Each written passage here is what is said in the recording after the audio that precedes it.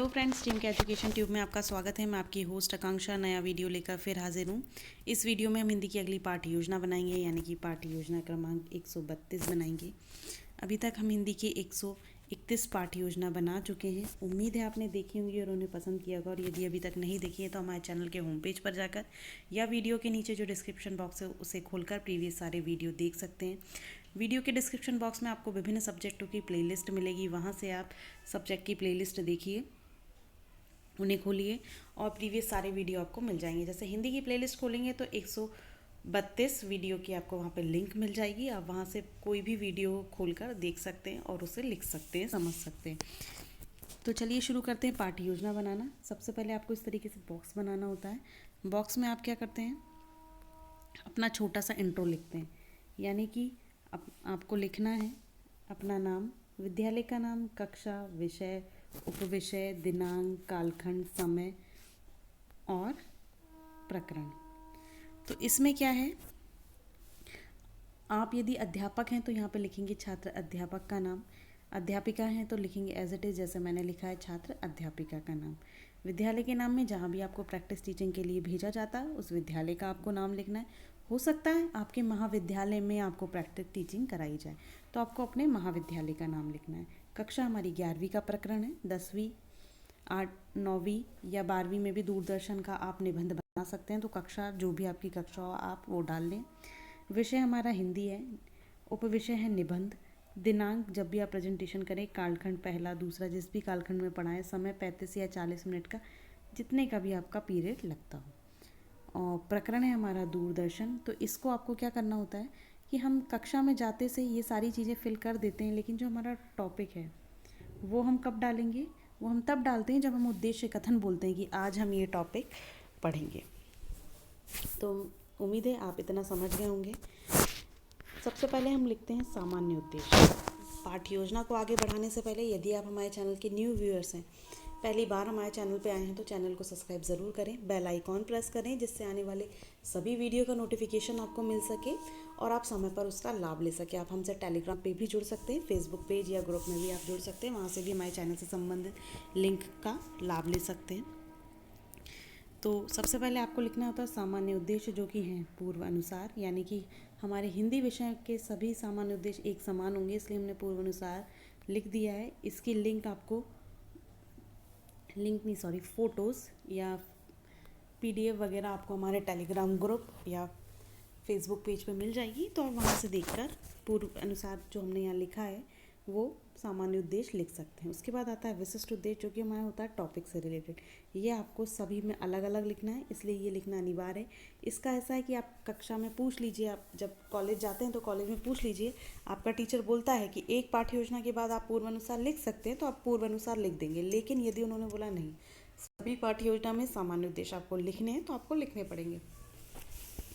तो विशिष्ट उद्देश्य में हमारा जो टॉपिक है उसी से रिलेटेड हमने कुछ विशिष्ट उद्देश्य लिखे हैं कि विद्यार्थियों में निबंध की रचनात्मक प्रवृत्ति को प्रोत्साहित करना, दूरदर्शन के संदर्भ में पत्र पत्रिकाओं के माध्यम से रुचि ले सकेंगे, विद्यार्थी दूरदर्शन के विषय में सकारात्मक दृष्टिकोण विकसित कर सकेंगे, दूरदर्शन के उद्देश्यों के बारे में सकारात्मक दृष्टिकोण विकसित कर सकेंगे। ये हो गए हमारे विशिष्ट उद्देश्य। उसके बाद आता है सहायक सामग्री, यानी पाठ को आगे बढ़ाने के लिए जो भी हम सहायता के तौर पर इस्तेमाल करेंगे वो हमको यहाँ पे लिखना है। तो हम चार्ट ले लेंगे दूरदर्शन के एग्जाम्पल से रिलेटेड, डस्टर, जो कि हम ब्लैक बोर्ड को बिना डस्टर के हम यूज़ ही नहीं कर पाएंगे, मॉडल, दूरदर्शन का कोई मॉडल भी हम ले जा सकते हैं, चौक में आप रंगीन चौक ले जा सकते हैं अलग अलग तरीके से लिख के बताने या डायग्राम बनाने के लिए, लपेट श्यामपट्ट जिस पर आप मूल्यांकन प्रश्न, पुनरावृत्ति प्रश्न, कक्षा कार्य, गृह कार्य कुछ भी लिख कर ले जा सकते हैं, ये आपकी सहायता के लिए है। संकेतक, जिसको आप चार्ट या मॉडल या लपेट श्यामपट्ट को पढ़ने के लिए आप यहाँ पे संकेतक का इस्तेमाल कर सकते हैं।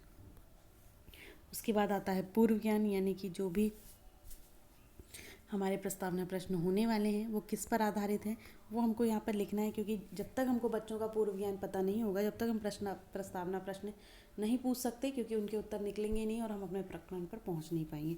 तो पूर्व ज्ञान यहाँ पे हमको मेंशन करना है कि विद्यार्थी संचार के माध्यमों से के बारे में जानते हैं, सामान्य जानकारी रखते हैं। उसके बाद आता है प्रस्तावना में हम इस तरीके से कॉलम बनाते हैं।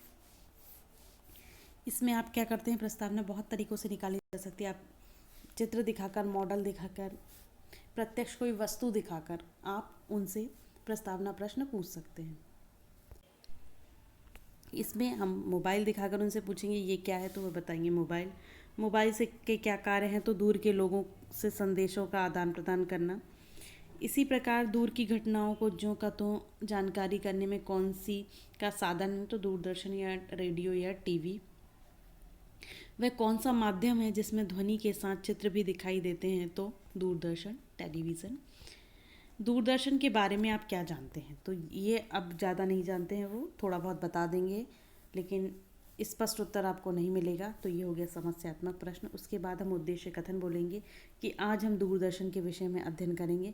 यहीं पर हम जब उद्देश्य कथन बोलेंगे तब हम अपने ब्लैक बोर्ड पर भी प्रकरण डाल देंगे दूरदर्शन। जब तक हमारा जो प्रकरण है वो खाली रहता है, जब हम उद्देश्य कथन बोलते हैं तब हमको डालना होता है प्रकरण। उसके बाद आता है प्रस्तुतिकरण। प्रस्तुतिकरण में पाठ का विकास प्रश्नोत्तर विधि, व्याख्या विधि तथा छात्र अध्यापिका कथन द्वारा किया जाएगा। ये हमने एक लाइन लिख दी है, आवश्यकता नहीं है, यदि आपके फॉर्मेट में नहीं है तो आप ना लिखें। फिर उसके बाद आता है शिक्षण बिंदु, जिसमें कि आप इस तरीके से कॉलम बनाते हैं। शिक्षण बिंदु, छात्र अध्यापिका क्रिया, शिक्षण विधि, विद्यार्थी क्रिया। आप चाहे तो श्यामपट्ट कार्य का भी बना सकते हैं कॉलम, जिसमें कि आपको सिर्फ थोड़ा सा जो कठिन शब्द है वो और बच्चों के जो उत्तर आते हैं वो लिखने के काम आता है। इसलिए हम अंत में प्रारूप लगा देते हैं जिसमें प्रमुख शिक्षण बिंदु लिख देते हैं। तो यहाँ पे हम दूरदर्शन के आरंभ के बारे में बच्चों को बताएंगे, कुछ विकासात्मक प्रश्न कर लेंगे कि मनोरंजन के कौन कौन से साधन है, तो वो बताएंगे रेडियो, दूरदर्शन, सीडी, चलचित्र आदि जो भी आप वो बता सकते हैं। अभी के तरीके में वो और भी चीज़ें बता सकते हैं आपको। मनचाहा कार्य हम किस में देख सकते हैं, तो सीडी से देख सकते हैं, क्योंकि टीवी में तो रिकॉर्डेड होता है या फिर लाइव दिखाया जाता है। हमारे मन से हम काय से देख सकते हैं, सीडी से। बिना कैसेट के किसके द्वारा हम चित्र देख सकते हैं, तो दूरदर्शन या टेलीविज़न के माध्यम से देख सकते हैं। भारत में दूरदर्शन का आरंभ कब हुआ था, तो ये हो गया समस्यात्मक। यही हम उनको बताएंगे कि दूरदर्शन का आरंभ या आविष्कार अमेरिका में हुआ था। दूरदर्शन फोटोग्राफी के सिद्धांत पर आधारित है। भारत में दूरदर्शन का आरंभ 15 सितंबर 1959 में हुआ था। यहाँ पे हम व्याख्या विधि का इस्तेमाल करेंगे। विद्यार्थी क्या करेंगे, ध्यानपूर्वक हमको सुनेंगे व समझेंगे, और कुछ प्रमुख बिंदु हम यहाँ पे ही जैसे प्रारंभ वगैरह ये सारी चीज़ें हम ब्लैक बोर्ड पर लिखते जाएंगे।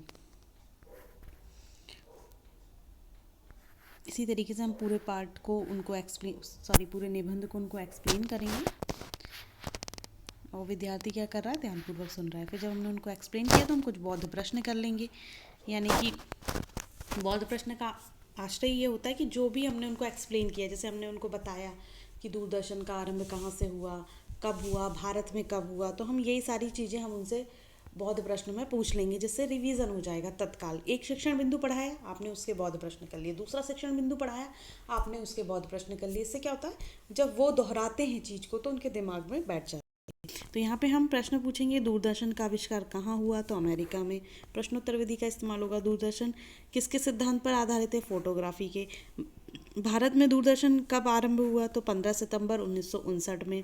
दूरदर्शन का आविष्कार किसने किया था, तो जॉन एल बैथर ने दूरदर्शन का आविष्कार किया था। तो ये सारी चीज़ें हम बौद्ध प्रश्न में पूछ लेंगे। प्रश्नोत्तर विधि का हम यहाँ पे इस्तेमाल करेंगे। फिर श्यामपट्ट कार्य या प्रारूप, यहाँ पे मैंने ब्लैंक छोड़ा हुआ है, तो आप देख लें इसको किस तरीके से भरना है। हम श्यामपट्ट कार्य या प्रारूप हेडिंग देंगे, और क्या करेंगे, एक कार्ड शीट लेंगे ब्लैक, उसको हम श्यामपट्ट आकार में काट लेंगे। यहाँ मैंने बहुत गंदी काटी हुई है, आपको फाइल बनानी है, अच्छे से काटिए उसको, बढ़िया काटिए, और उस पर आप क्रमांक डालेंगे अपनी पाठ्य योजना का। आपने डाल दिया क्रमांक, फिर आपने नाम लिख लिया, कक्षा डाल दी, विषय डाल दिया, उपविषय डाल दिया, दिनांक, कालखंड, समय और प्रकरण डाल दिया। फिर यहाँ एक लाइन से उसको बंद कर दिया, और नीचे शब्दार्थ या कोई भी प्रमुख शिक्षण बिंदु, जैसे टेलीविज़न के बारे में आप लिख देंगे। बहुत सारी चीज़ें होती हैं जो कि आप यहाँ पे लिख सकते हैं। प्रश्नोत्तर भी लिख सकते हैं जो हमने बौद्ध प्रश्न पूछे। तो ये आपको कार्य या प्रारूप बनाकर लिखना है, कुछ प्रमुख शिक्षण बिंदु इस पर लिख देना है। फिर उसके बाद आता है मूल्यांकन प्रश्न, यानी कि हमने पूरे पाठ को, यानी जो ये तो हमारा निबंध है, यानी हमने पूरा पाठ्य योजना को पढ़ा दिया है। अब हमने को देखना है कि बच्चों को कितना समझ में आया। तो ये आ जाएगा हमारे मूल्यांकन प्रश्न में या पुनरावृत्ति प्रश्न में। तो हम यहाँ पे कितने भी कर सकते हैं, लेकिन हम संख्या उतनी रखें जितनी हम एक कालखंड में पढ़ा सके। पता चली कि हमने पाठ बहुत देर तक हमारा समाप्त हुआ, हम उतने मूल्यांकन प्रश्न या पुनरावृत्ति प्रश्न कर ही नहीं सकते। हम यहाँ लिख लेते हैं, पर्यवेक्षक देखते हैं कि इतने सारे प्रश्न लिखिए, पूछे तो है ही नहीं, तो ये नेगेटिव पॉइंट हो जाता है। तो आपको देखना है कि इतने समय सीमा में आप कितना पढ़ा सकते हैं। तो यहाँ पे पहला प्रश्न करेंगे आप कि भारत में दूरदर्शन का आरंभ कब हुआ, दूरदर्शन का आविष्कार कहाँ हुआ। ये हो गए आपके प्रश्न। फिर आप गृह कार्य देंगे, गृह कार्य आप अवश्य दें क्योंकि ये भी पाठ्य योजना का हिस्सा है। और पिछले दिन का होमवर्क भी आप चेक करें। तो आप उसके लिए एक समय बना लीजिए कि जब आप कुछ लिखवा रहे हैं, बच्चे उतार रहे हैं, तब आप होमवर्क चेक कर लें, या उनको पाठ को दोहराने बोलें तब आप होमवर्क चेक कर लें। लेकिन होमवर्क चेक ज़रूर करें, क्योंकि यदि आप चेक नहीं करेंगे तो वो अगले दिन करके नहीं लाएंगे। पर्यवेक्षक टिप्पणी, यहाँ पे जो भी आपका पर्यवेक्षक होता है आपको पाठ के प्रस्तुतिकरण के दौरान देख रहा होता है, तो वो यहाँ पर आपको बताता है कि पाठ का प्रस्तुतिकरण कैसा था, अच्छा था, बुरा था, क्या उनके सुझाव हैं, यानी लेसन प्लान से related good point, bad point और उनके सजेशन। फिर उसके बाद आता है हस्ताक्षर का कॉलम, आपके हस्ताक्षर, विषय शिक्षक के हस्ताक्षर। यहाँ पे हमारा वीडियो समाप्त होता है। कैसा लगा कमेंट करके ज़रूर बताएं। अच्छा लगता है लाइक कीजिए, दोस्तों से शेयर कीजिए, चैनल को सब्सक्राइब करना ना भूलें, बेल आइकन ज़रूर प्रेस कीजिए, जिससे अगले वीडियो का नोटिफिकेशन आपको समय पर मिलेगा और आप समय पर उसको देख पाएंगे। धन्यवाद। जय हिंद।